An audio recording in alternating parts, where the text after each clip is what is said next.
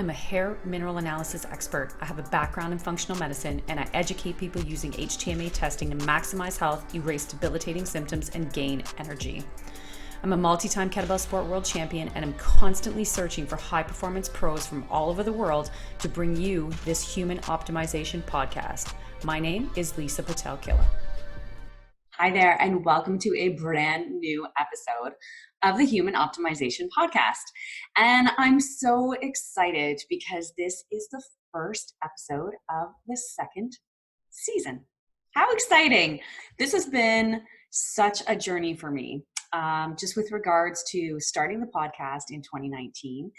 And I mean, I can't thank my guests enough for being present, for sharing their stories and their knowledge to help all of us become healthier and more fit individuals to optimize our human performance.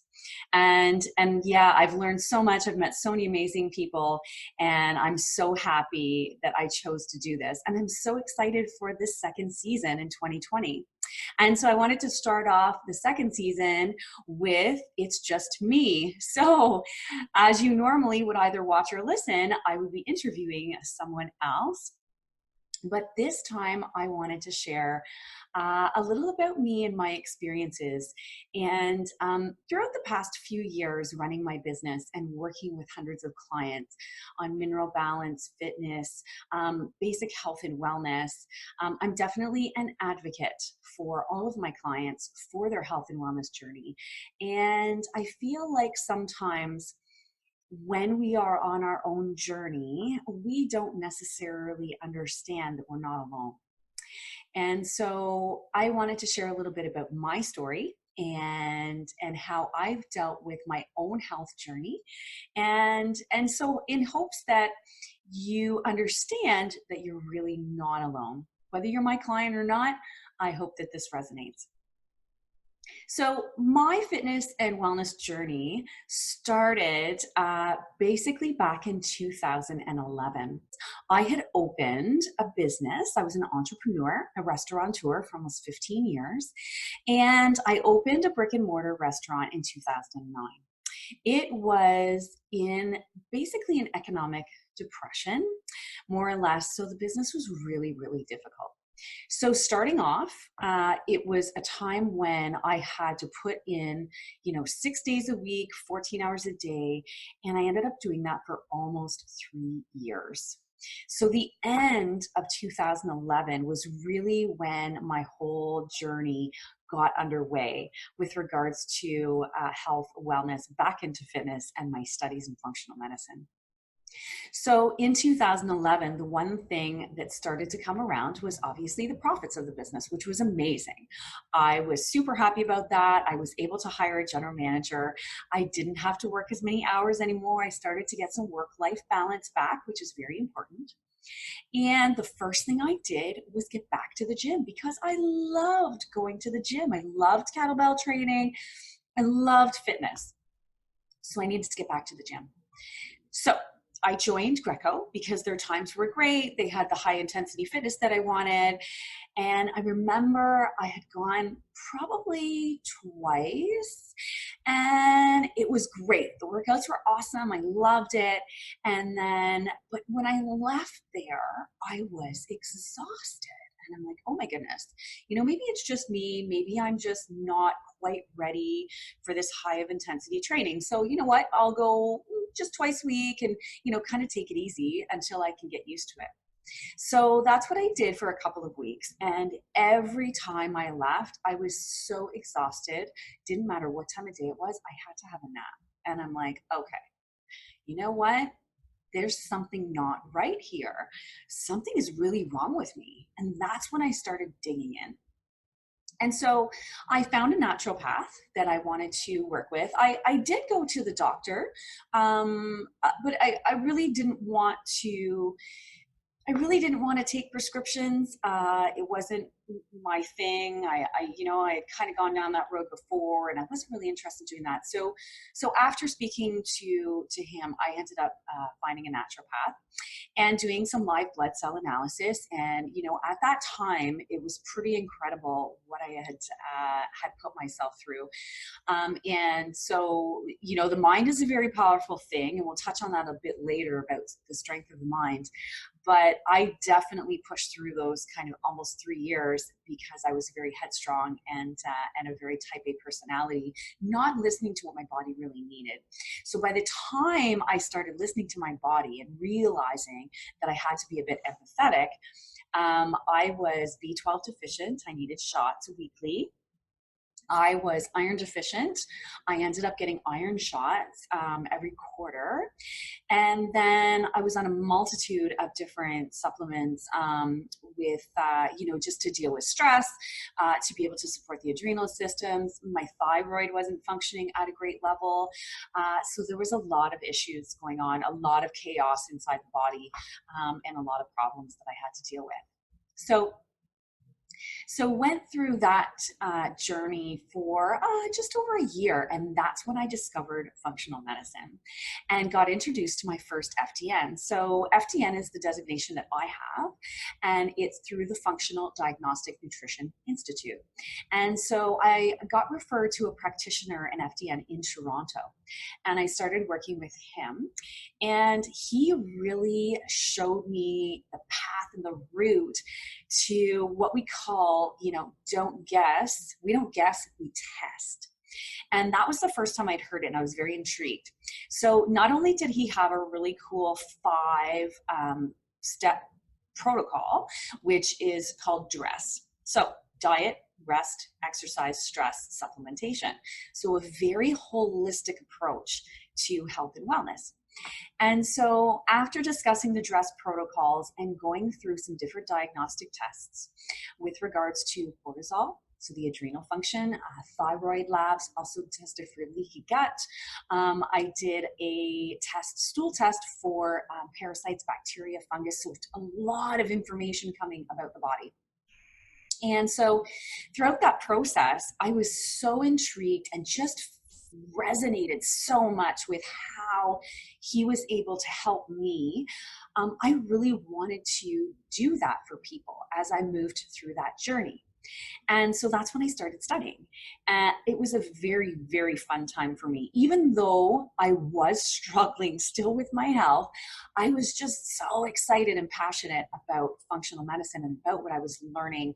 I just couldn't wait to go through the process, to go through the program, and to be able to start helping people myself. So back to my journey, because again, I want to talk about that. The struggle is real. You're not alone. And I've been there, but you can accomplish great and wonderful things along the way. So I want to be able to share that with you. And so after I started studying my own functional studies, I started doing different diagnostic tests on myself that I was unfamiliar with because I really wanted to learn what they could show me about the body. And one interesting thing about diagnostic testing is you really need to be able to understand not only about the readings of the test, about the results of the test, how to interpret them, and then how to make great protocols based on those results to help clients, but you also need to have reputable labs. And what I mean by that is there are different percentages that need to be met when positive results are noted. So for example, for some labs, if you're testing positive for something like, say, a bacteria, if you show 20% positivity, it will show up as a positive on the test. Other ones are 40 or 50%. So you could actually be showing the test result as negative, but still having symptoms because you do have a trace amount of that bacteria in your system and you're not dealing well with it, which is where the symptoms are coming from. So we treat the person, not the paper. So we use the paper as our blueprint to building that health and wellness wall. But we obviously treat the symptoms too, because we do need a little bit of allopathic relief, which just means a little bit of symptom reduction so that you can still function and live life as you heal. So that was a really important factor for me. And so after all of these diagnostic tests and getting to the root of a few problems, the biggest problems that I faced initially were the adrenal dysfunction. So in old words, adrenal fatigue. Now we call it dysfunction. And so my adrenals weren't operating at a wonderful level, and I always kind of had a sluggish thyroid. So, with regards to that, I did start a little bit of a desiccated thyroid therapy. It took me a couple of years to kind of buy into that because I really didn't want to start a replacement therapy for my thyroid if that wasn't a problem, but it seemed to be a lagging issue that kind of never went away no matter what I tried. So I thought it was time to do that. And in the realm of all of this, kind of the beginning of 2016, that's when I started in HTMA, so hair tissue mineral analysis. I didn't start testing that right away, but I did start kind of nibbling on some studies about HTMA and what it could bring to the surface. But in the meantime, what I was doing was I was working on my gut because my gut was a mess. And I was having a lot of malabsorption issues, a lot of nutritional issues. I don't really think that I was absorbing all of the vitamins and the protocols that I was taking just because of that damage that was done to the gut. And so in 2016, I actually had tested and I realized that I had a pretty strong severe parasite that I picked up in Jamaica at the end of 2015. And that particular parasite is called Giardia, and it's very, very hard to eradicate. So at the time, I made a decision, and of course, any protocol that you choose, you always want to use a health professional that you resonate with, a practitioner that you trust. And at that point, you can make a decision about what protocol is right for you. So at that time, I chose to go on to the prescription because it had been in my system for a really long time and it's very, very hard to eradicate.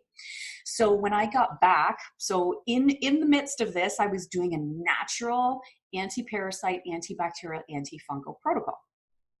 While I was on that protocol, which was very manageable, I was training for the World Championships. I actually traveled to Kazakhstan. And that year, I brought home a silver and a gold medal from the World Championships while I was dealing with this parasite. So again, great things along the way. And mental mindset is key. So again, I'm going to address that kind of near the end. And so Kazakhstan was great. I got back, started my protocol, did my antibiotic, and then followed up with natural protocols as well as some really amazing probiotics to repopulate the gut after being on heavy prescription. And so fast forward to the next year, beginning of 2017, something else was happening. And at this point, after, kind of that 5-6 years I've been working on my health journey, I really, really became in tune with my body. I really became aware of what was happening inside. So I was very intrigued when I knew that I wasn't functioning optimally at this point. I had felt great. I went through the protocol. I felt good. I was following up with the naturals. And then all of a sudden I started getting very, very tired. And, with lifting kettlebells, when I talk about the World Championships, that was for kettlebell sport. And lifting kettlebells started kind of as I started feeling a little bit better. I did want to get back to the gym because I am a fitness advocate. I love fitness, and it's healthy. It's good for the heart. There's a lot of benefits, obviously, to fitness, and kettlebells was just something that I loved. So whenever I get under a bell, I really know how my body's feeling. Even if I'm not feeling too bad that day, when I get under a bell, I may realize I probably feel a little bit worse than I thought because of that extra duress. It just brings more to the table for you to analyze. So in the beginning of 2017, I was actually on my way to a competition and I had done another stool sample. I did one every 6 months for this period of time because there was just a lot going on in the gut. And so I went to this competition and I'll never forget it. It was a very long drive. I drove from my hometown in Ottawa to Michigan, and it took me about 10 hours.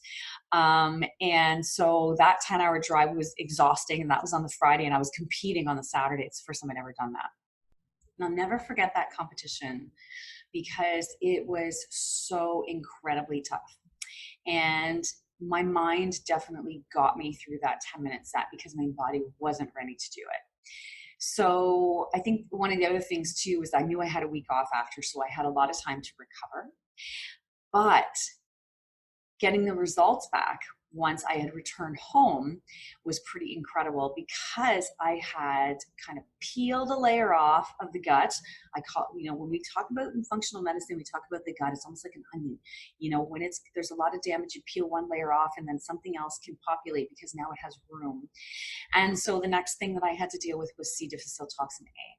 So for those of you who don't know what that is, it is a very, very harmful bacteria. It's extremely contagious. So I was very frightened my husband was going to get it. And it's not, it's a 60-day protocol. Most protocols that you do for anything, bacteria, parasites, fungus, are anywhere from 40 to 60 days. So it was a 60-day protocol. It was very manageable, but literally and honestly can say the most fatigue I have ever experienced in my life. It was absolutely debilitating. And during that time, I was getting ready for the national championships. And it was a very tough go. I modified all of my training. I do have a coach in Russia, and he's great. He's always very understanding of health problems and issues. So he was really great to change up my programming and just be able to make it manageable for me. And so come the Canadian Championships, it actually went quite well. I did enough reps to make Team Canada to travel to Korea that fall. And by that point, obviously, I was feeling much better.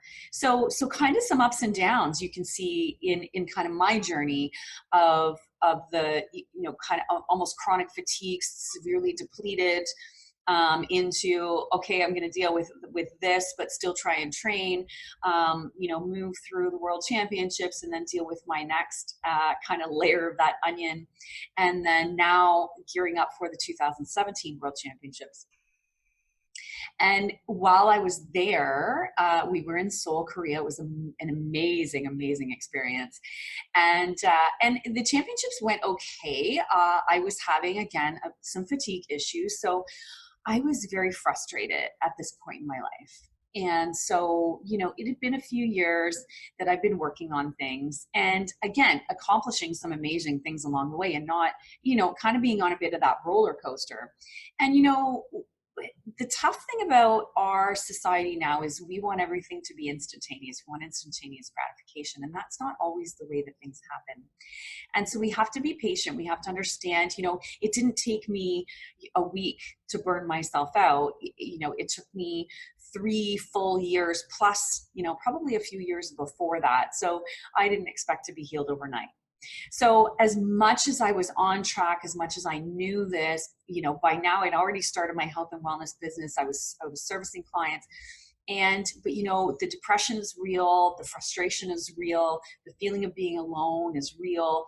Even though I had mentors, it just, you have that internal fight with yourself, and strong mind gets you a long way. And then all of a sudden you get affected and you start getting frustrated. And I was getting very frustrated, didn't understand why I kept having all of these issues and why I couldn't, cure it all at the same time.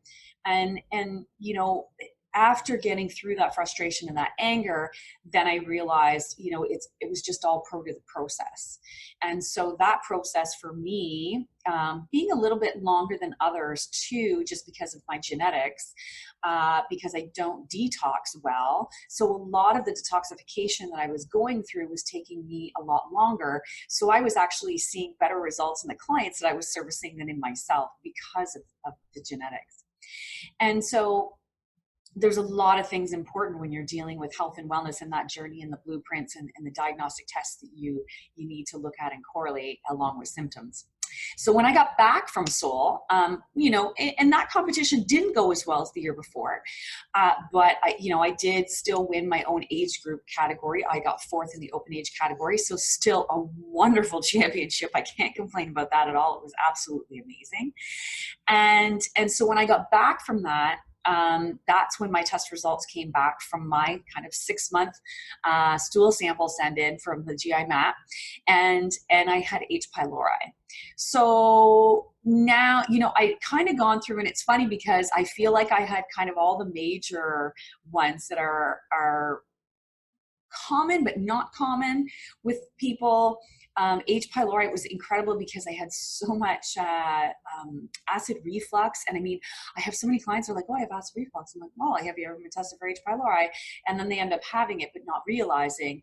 And so H. pylori is a bacteria that actually seeds in the gut, in the stomach, and can cause multitudes of symptoms. So went through a natural protocol for H. pylori, and finally started to really thrive. So I really thought, I know now that that was kind of the last thing there that I had to deal with, but I really kind of went through all those, including SIBO, a little bit of SIBO with that H. pylori, treated that too. And so got through all of that, got to the core of that onion, and was kind of excited at that point because things were coming together. And at the end of 2017, when I got back from the World Championships and I realized that I had H. pylori and started treating that, that's when I started doing HTMA testing. I'd studied now, I kind of heard dabblings about it, and I did my course with Dr. Malter. I signed up for Rick Fisher's Mineral Mastery course, and now I wanted to start testing myself. And so I submitted my first one. I had my consultation with Dr. Malter, and there were so many things that came to light at that point because I was so focused on fixing the gut that I was missing what else was happening. My hormones were kind of all over the map, and I was always suffering from estrogen dominance. And I tried a lot of different natural products to detox estrogen. It just didn't seem to quite work as well as I expected it to. So I knew there still had to be an underlying cause to all of this. And so that's what HTMA brought to light for me. And that's why I'm so passionate about this testing, is because it really dug deep to let me know why I couldn't get that estrogen under control. And so there's a lot of things. And again, this isn't an HTMA podcast. I don't want to get into too much. But for me, it brought to light that I had an overabundance of calcification in the system, in the tissues, and also copper toxicity from years of birth control use. So once I realized that that was happening, and I started to support the body even more with some new and different ideas for protocols in a more holistic fashion, and detoxing some of that copper slowly, because again, I'm a slow detoxifier. And so once that all started happening, my life truly changed. And when I talk about mindset, because now, we're getting into a point where your mindset has to be part of the process in your health and wellness journey. Because sometimes, even when we're listening to the body and we're embracing what the physical is telling us, the mental has to be in tune. It has to be listening, and it has to be strong enough to persevere when things get tough. And things do get tough. We all have our own struggles. So conditioning the mind to get you through those struggles is key. And it's not an easy thing to do. So I learned a lot more about mindset and about visualization techniques in 2018. And that's when I really, I'd healed my gut. My gut was functioning much better. I was treating the thyroid, right, with some natural therapies. I was really diving deep and digging into that mineral system and trying to balance those minerals and detox that copper. And copper has so many side effects. One of them, chronic fatigue. Okay, so big deal for an athlete and someone who wants to go back to the World Championships in the end of 2018. So I really started focusing on my mind. I started mini meditations. I'm a busy person, entrepreneur.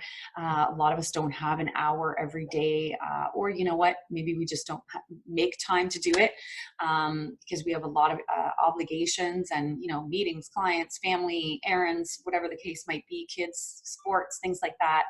It gets to be a bit difficult. So what I wanted to do is I wanted to make it really manageable for myself so that I didn't start something and then never finish it. and never grow from it. And so I started just kind of 5 minutes, and I would do that like, once every other day, and just kind of sit in a chair in a quiet room, or if it was summer, I'd go outside and just sit and close my eyes, and I would take, 20 to 30, if I had time for 40, just big, deep belly breaths. And really just, expanding that belly and letting that breath come in, because it just brings you back into the present. It brings you back into, the headspace of being calm. Everything that's kind of on that hamster wheel that's running on fast forward in our schedules, it just kind of calms all that down. And I found that really helped me. And then the other part of that whole mindset journey was visualization.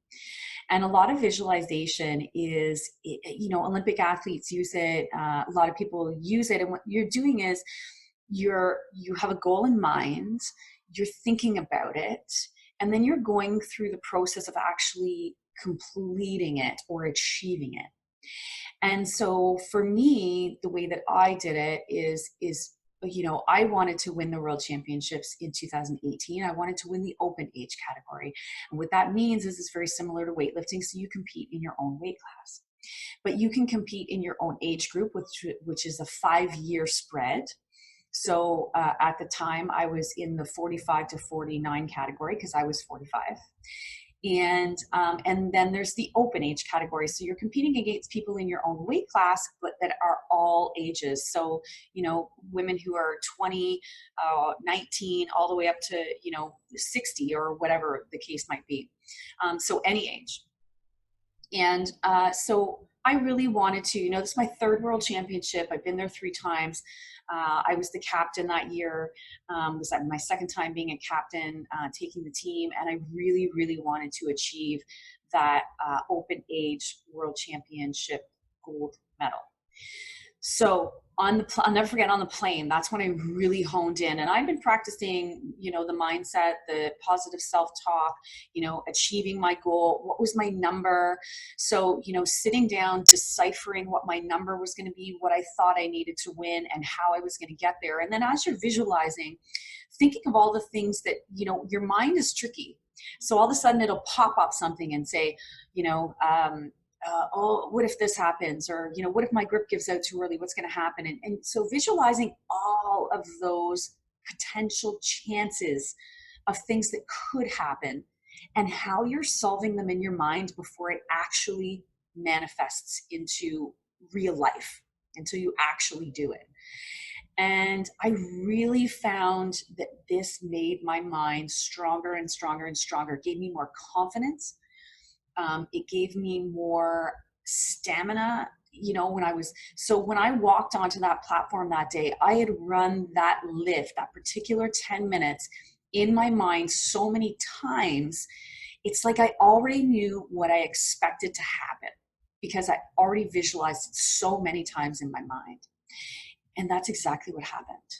And, I think I got 2 less reps than what I had planned on, that I had visualized. But I brought home the gold. I brought home 2 golds that year. I won the open age group. And I was still going through, I feel like my health and wellness journey, this is just the beginning for me. I'm always going to be biohacking. I'm always going to be looking for things that can make me function better, more optimally, have more stamina, more endurance. It's my passion.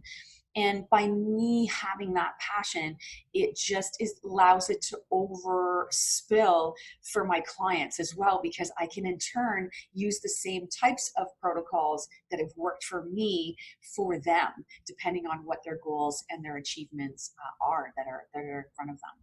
So I really, as I move into, 2019 is over now.